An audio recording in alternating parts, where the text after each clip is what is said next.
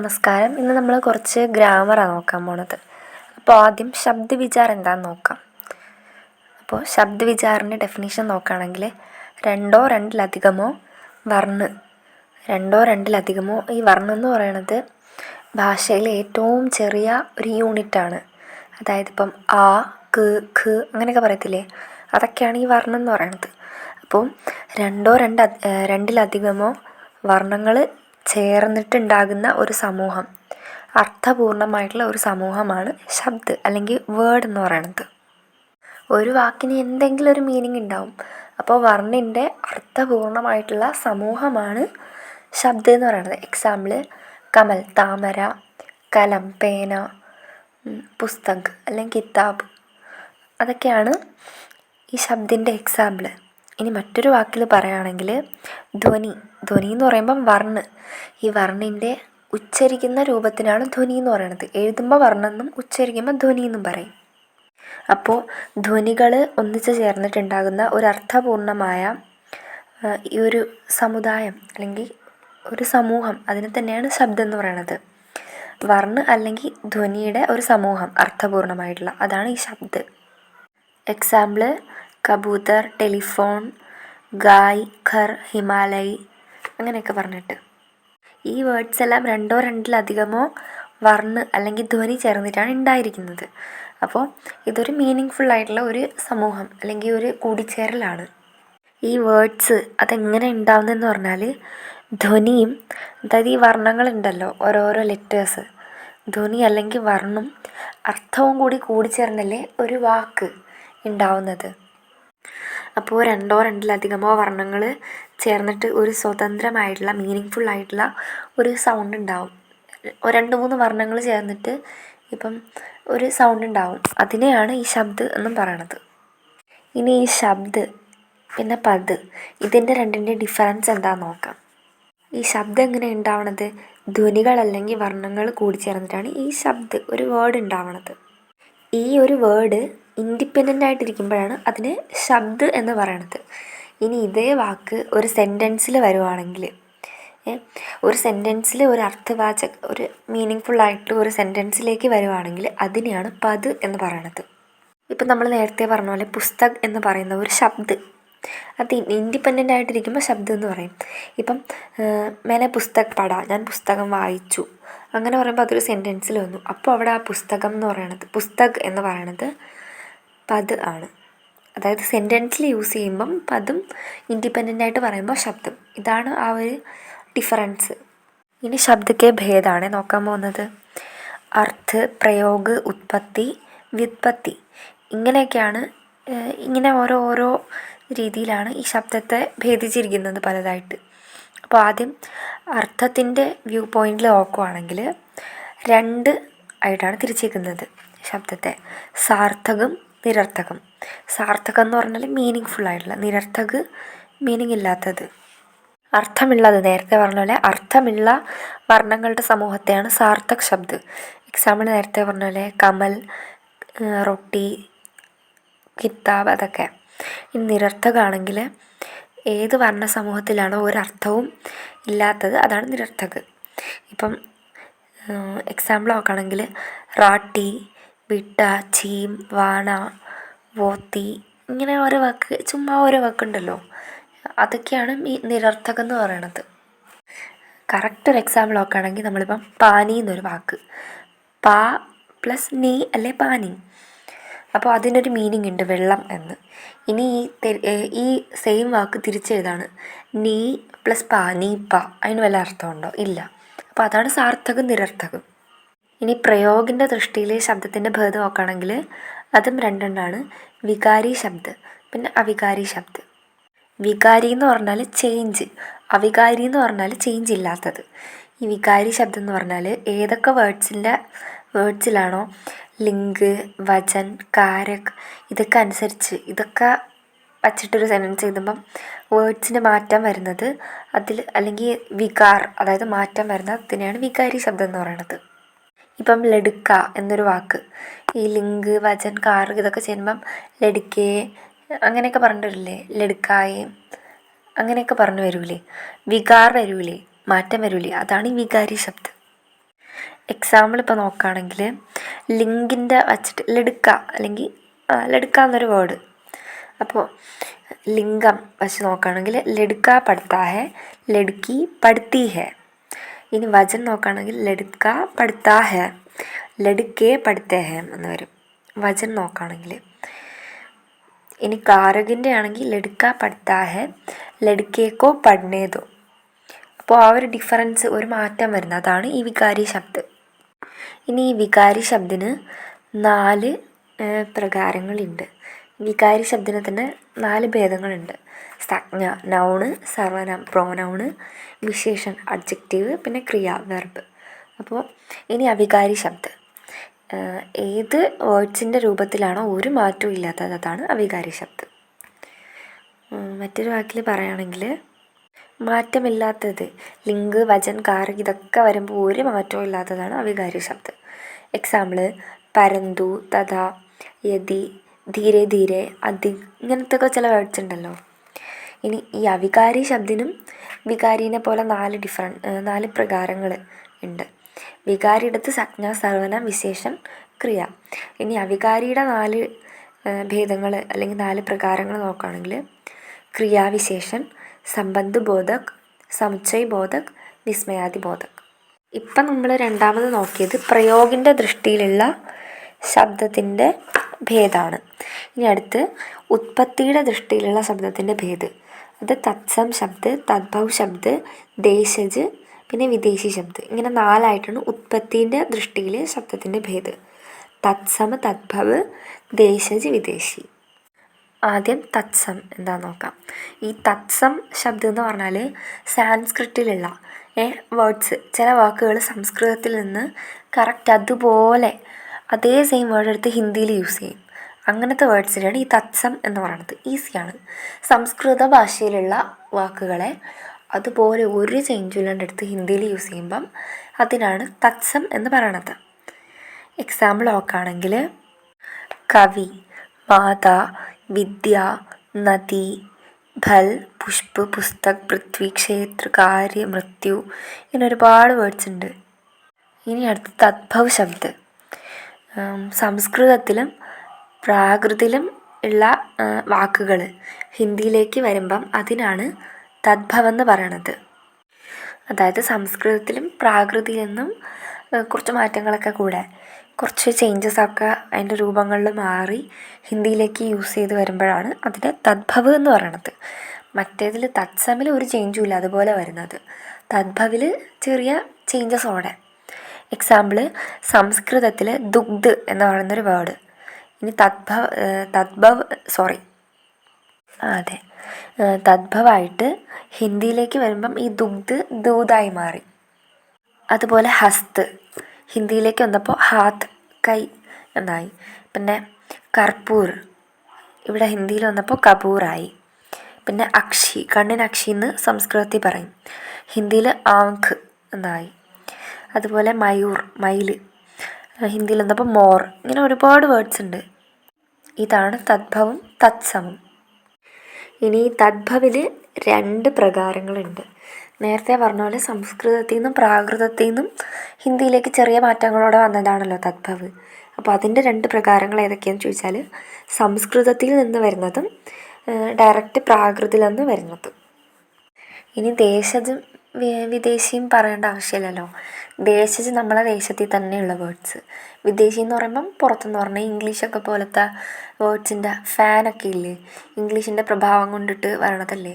അപ്പോൾ അങ്ങനത്തെയൊക്കെ വേർഡ്സാണ് ഈ ദേശജും വിദേശിയും.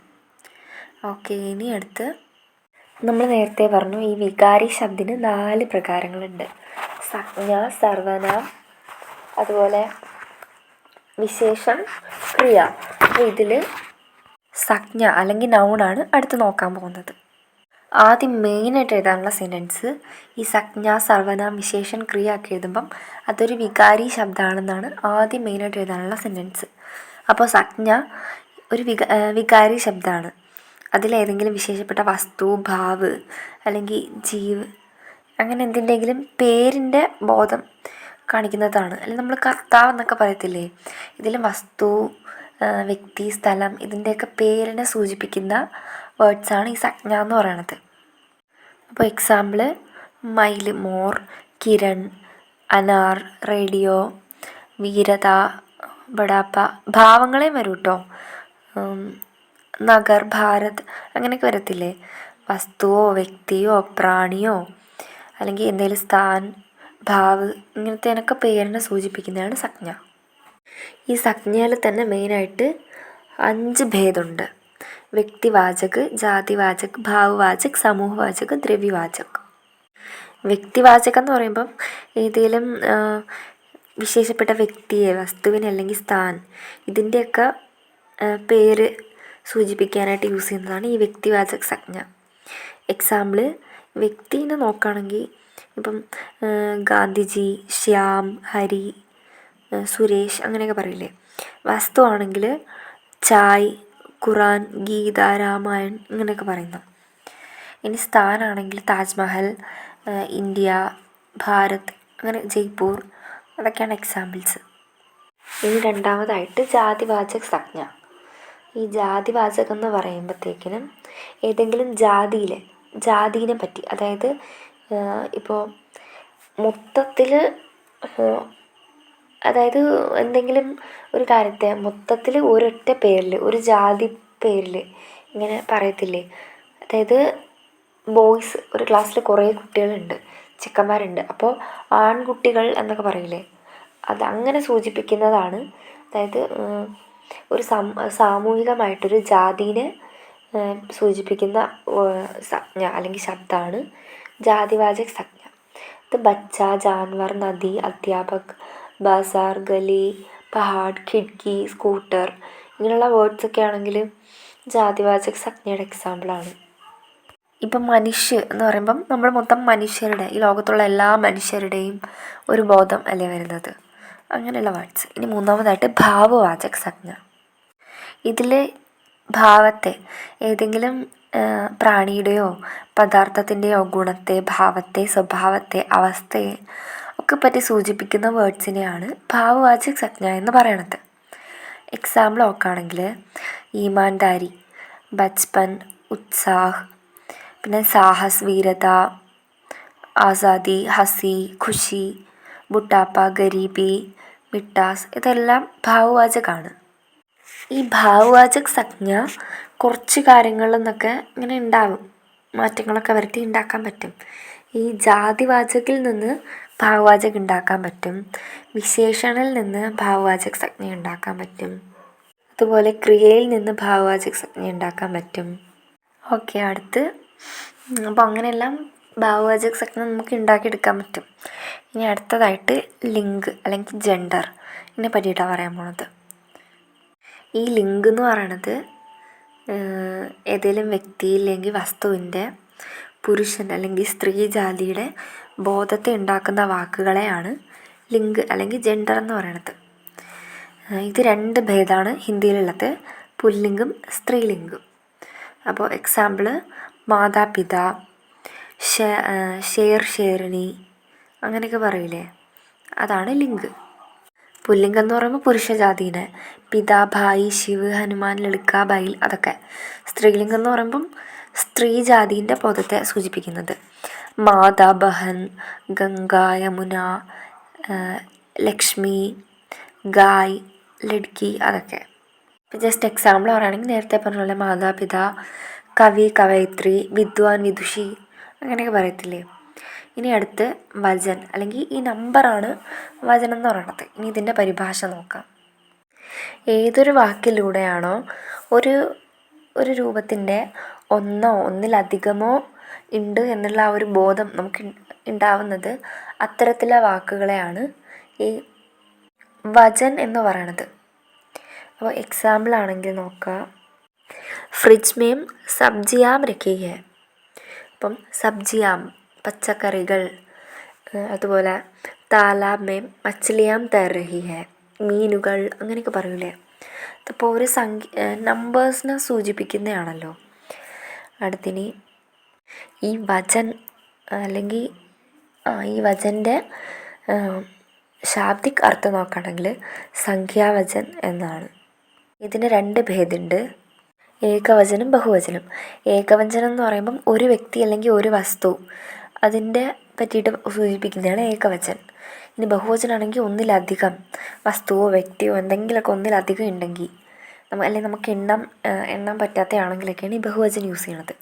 ഇപ്പം എക്സാമ്പിൾ നോക്കുകയാണെങ്കിൽ സ്ത്രീ സ്ത്രീയാം, ഘോഡ ഘോഡേ, നദി നദിയാം, ലഡിക്ക ലഡിക്കേ, ഗായ് ഗായേ, കപ്പട കപ്പടേ, അതുപോലെയൊക്കെ ഇല്ലേ, മാതാ മാതായേം, ലതാ ലതായേം, ബേട്ട ബേട്ടേ, അങ്ങനെയൊക്കെ പറയത്തില്ലേ, അതാണ് ഏകവചനം ബഹുവചനം.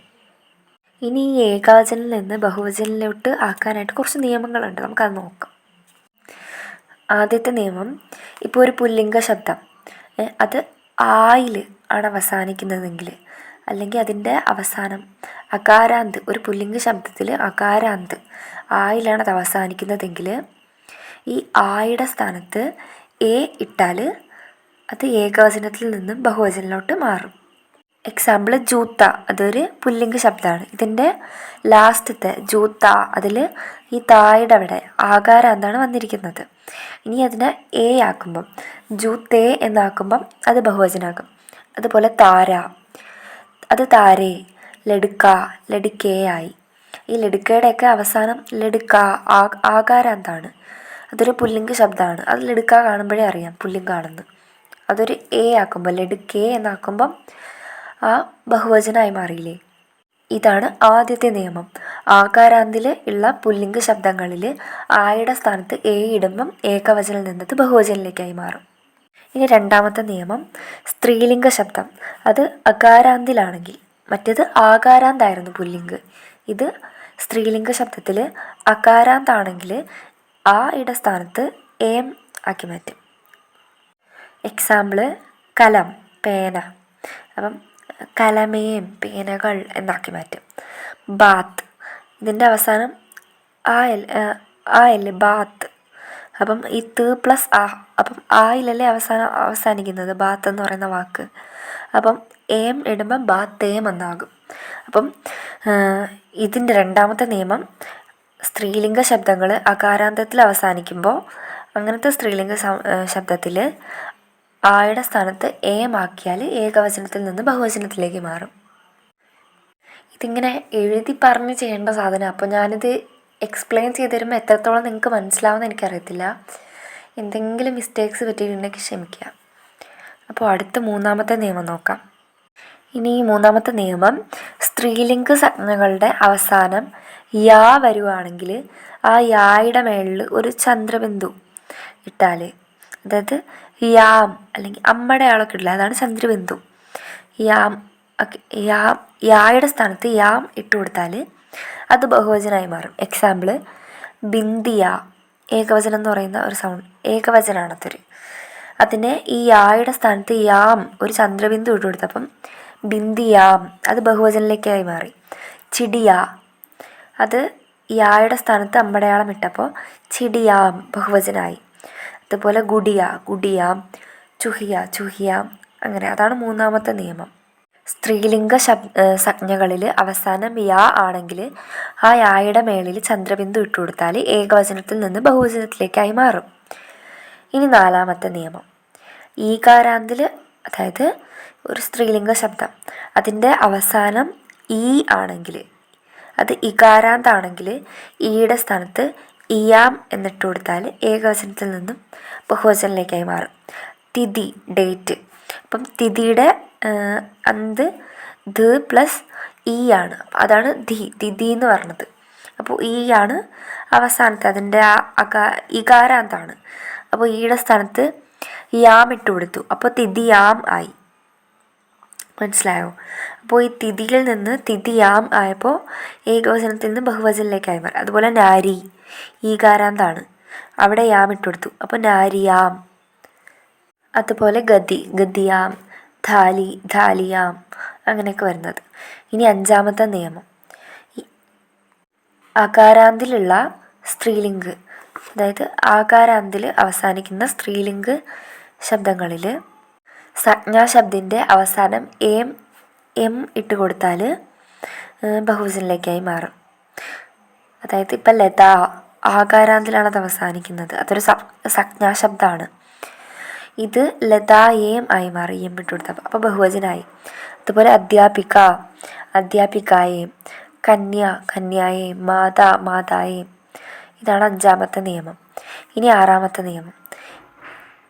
ഇകാരാന്തിൽ അവസാനിക്കുന്ന സ്ത്രീലിംഗ ശബ്ദങ്ങളിൽ യാം ഇട്ട് കൊടുത്താൽ ബഹുവചനാവും. ജാതി ജാതിയാം, രീതി രീതിയാം, നദി നദിയാം, ലഡ്കി ലഡ്കിയാം, അങ്ങനെ. ഇനി 7ാമത്തെ നിയമം. ഒരു സ്ത്രീലിംഗ ശബ്ദം ഉകാരാന്തിൽ അല്ലെങ്കിൽ ഊകാരാന്തിലുള്ളതാണെങ്കിൽ ആ ഊയിൻ്റെ അല്ലെങ്കിൽ ഊവിൻ്റെ സ്ഥാനത്ത് യം ഇട്ട് കൊടുത്താൽ ഏകവചനത്തിൽ നിന്ന് ബഹുവചനത്തിലേക്കായി മാറും. എക്സാമ്പിൾ വസ്തു വസ്തുയേം, ഗൗ ഗൗയേം, ബഹു ബഹുയേം, അതുപോലെ ഗൗ ഗൗയേം, അങ്ങനെയൊക്കെ വരുന്നത്. ഇനി 8ാമത്തെ നിയമമാണ്.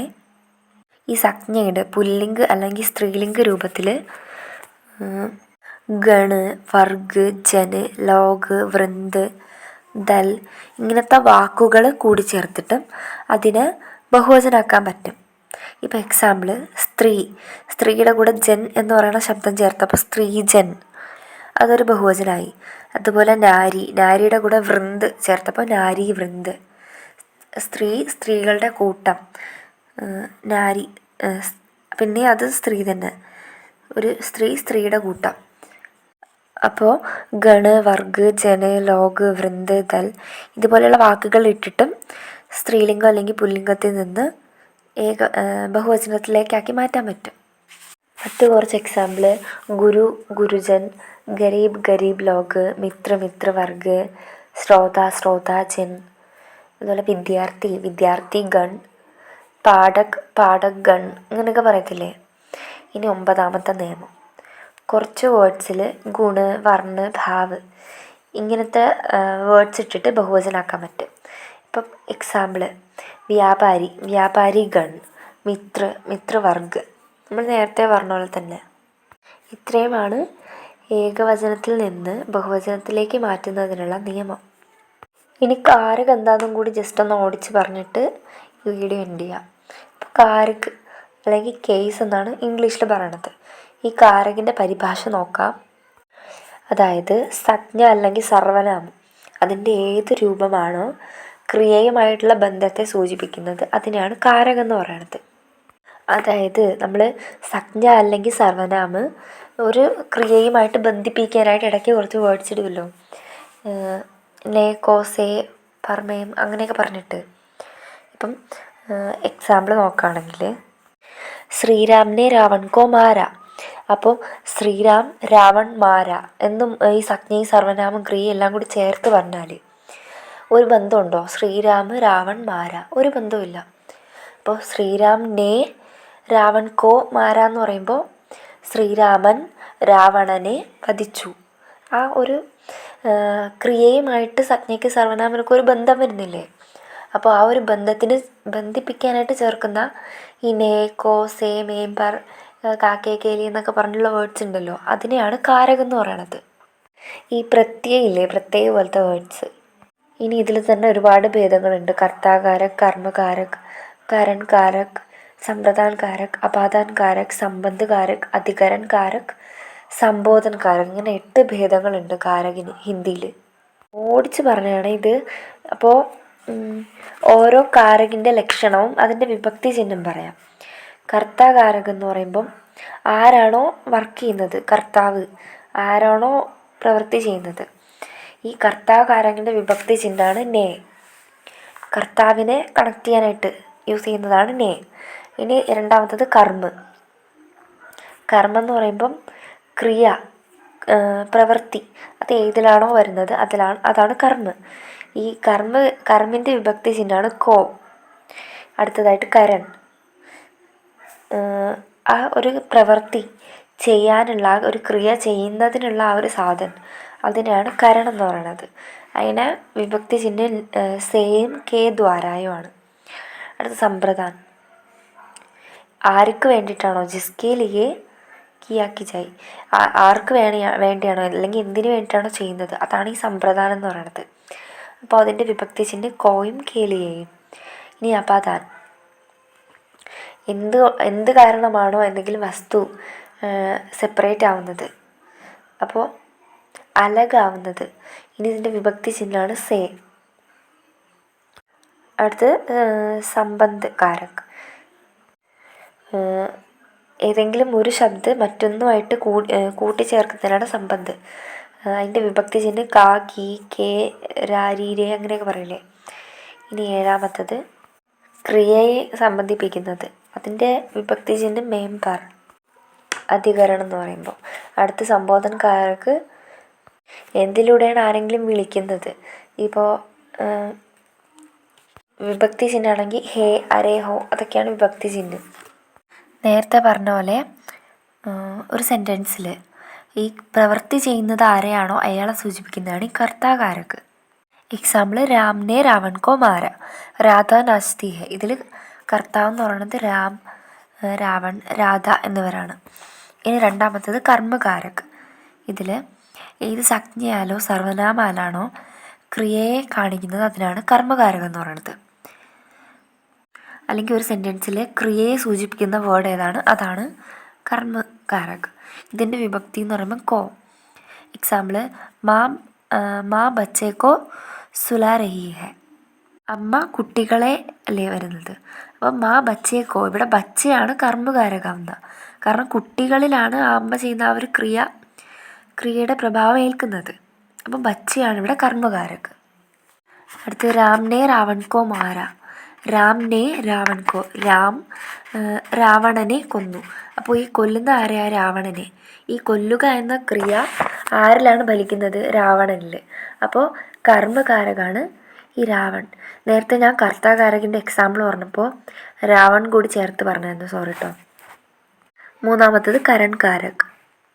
ഒരു ക്രിയ എന്തിലൂടെയാണോ നടക്കുന്നത്, അല്ലെങ്കിൽ ആ ഒരു ക്രിയ നടക്കുന്ന ആ ഒരു സാധൻ, അതിനെയാണ് ഈ കരൺകാരകം എന്ന് പറയുന്നത്.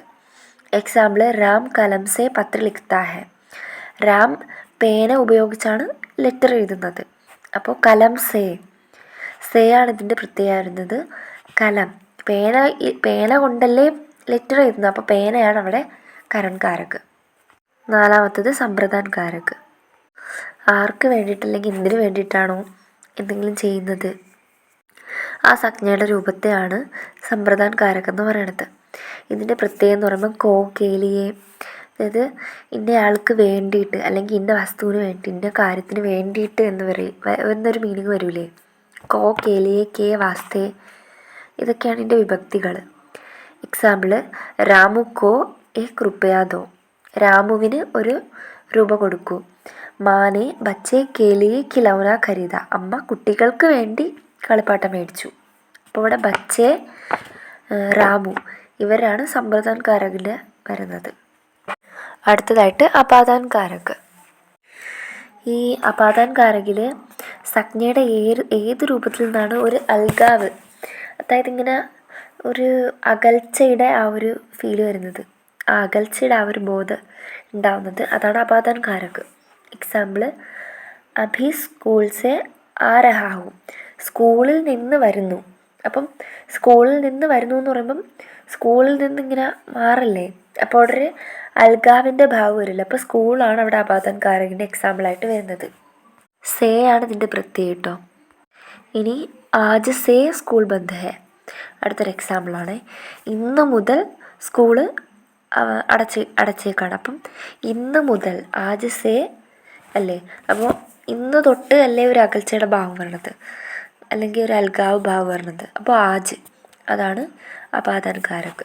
അടുത്ത് സംബന്ധകാരക്. ഇത് ഈസിയാണ്.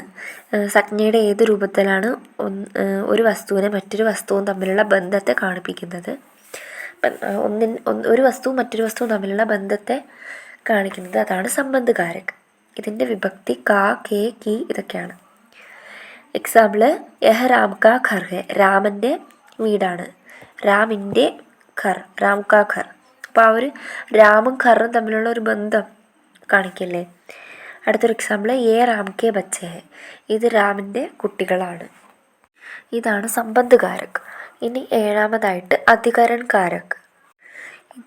ഈ അധികരൺകാരക് എന്ന് പറയുമ്പോൾ സംജ്ഞയുടെ ഏത് രൂപത്താലാണോ ക്രിയയുടെ ആ ഒരു ബേസ് ആധാർ അതിൻ്റെ ഒരു ബോധം കാണിക്കുന്നത് അതാണ് അധികരൺ കാരക്.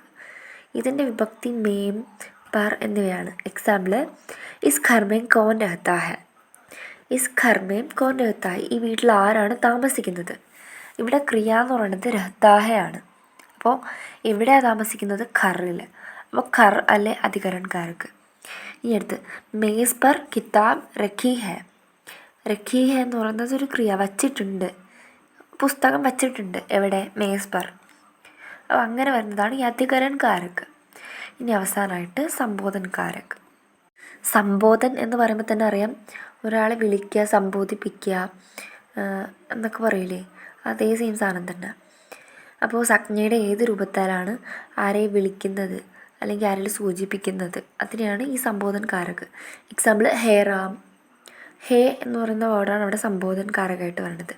അല്ലെങ്കിൽ അരേ ചോക്കരേ തു കഹാ നൗക്കരി കർത്ത. അരേ എന്നൊക്കെ പറയില്ലേ, ഹേ, അരേ, ഓഹോ, ഓയ് അങ്ങനെയൊക്കെ വരില്ലേ, അതൊക്കെയാണ് ഈ സംബോധൻ കാരക്.